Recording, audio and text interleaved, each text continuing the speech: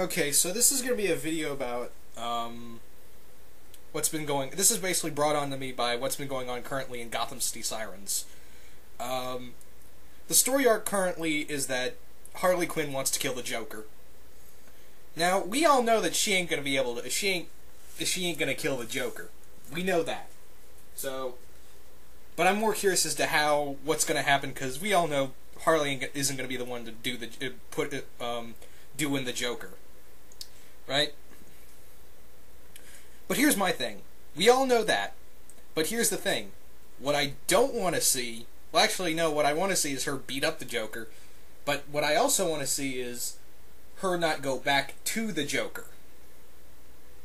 Exactly. I really don't want to see that. It's monotonous now. I mean, I can forgive Batman beating up Joker and taking him to Arkham Asylum and then he leaves. That's formula right there. That's basic formula. But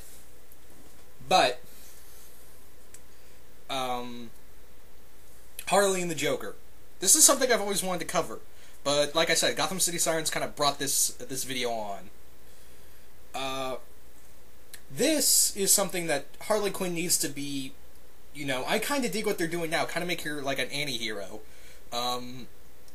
I kind of like where that's going with Harley Quinn. I really think she's evolved past the character of being around with the Joker.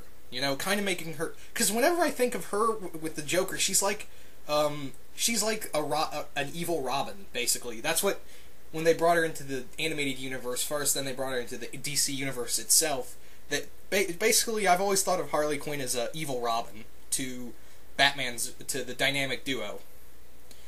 But I think she's evolved past the point of being her own character.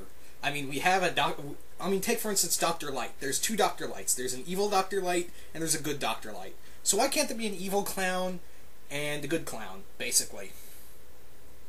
Yeah.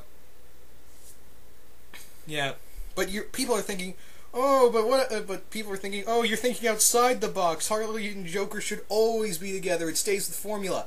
Yeah, well, it's kind of like how I see it now is kind of like, the DC universe, especially the Batman universe, has evolved dramatically. And seeing Harley go back to the Joker would be, in my opinion, a total demotion. In my opinion. I think she should stay on the Sirens. I think Harley, and Catwoman make a great team. Peter Calloway kind of slacked it a bit in the comic. I've recently started to reread the books, so it kind of slacked in the middle, but Peter Calloway's starting to pick it up again from Paul Dini, where Paul Dini left off.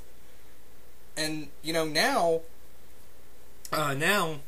this is Harley's become a character where she does. It's kind of like like I said, with Dick Grayson being Batman and him staying as Batman. It would feel like a demotion if Harley Quinn went back to the Joker. It would be the same old crap of Joker beats up Harley. Harley goes to Ivy. Then she goes back to Joker. It's kind of like that. And I really don't like abusive relationships, but it's sometimes really. It used to be really funny with Joker and Harley, but now it's just monotonous and really, really cruel. They're kind of showing off Harley being more like she's supposed to, she's goofy at some points, but she's actually, she can be a real threat, and she can really think things out, so, she can be her own character. She doesn't need the Joker anymore. Kind of like Dick Grayson doesn't need to be Nightwing anymore, or Jason Todd doesn't need to be, Jason Todd didn't need to be Robin anymore. He can be Red Hood. And this is all part of my thing with the Batman, especially the DC universe evolving, especially the Batman part of it. The Batman universe has evolved drastically.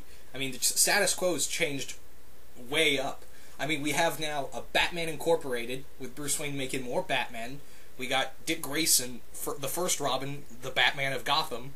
We got the son of Batman as Robin, and we got Bruce Wayne and Catwoman together. And it's like I said, it's changed dramatically. It's no longer it's a big change, and you know what? Seeing Harley it would be, like I said, a demotion if Harley went back to the Joker.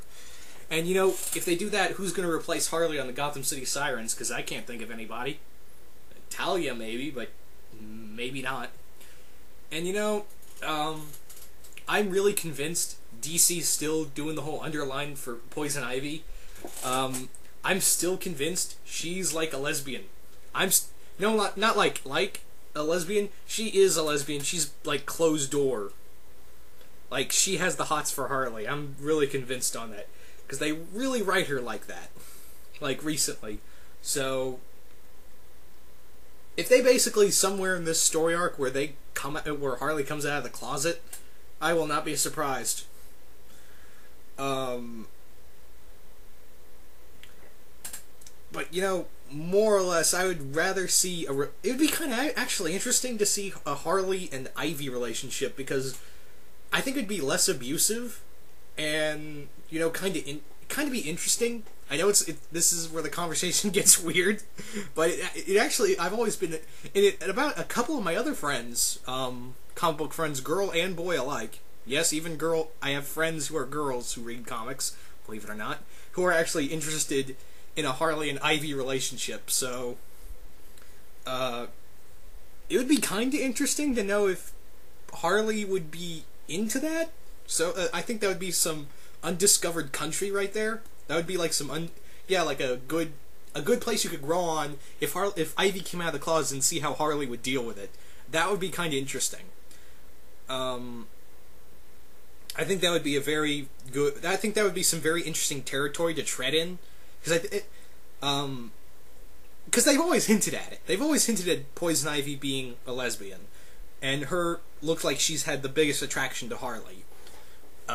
So I'd really like to see that. And the Joker and Harley thing has been done. Harley, like I said, needs to grow out of it. So no more Joker and Harley. No more picture of this. So yeah. But you guys tell me what you think of the whole Joker or Harley thing.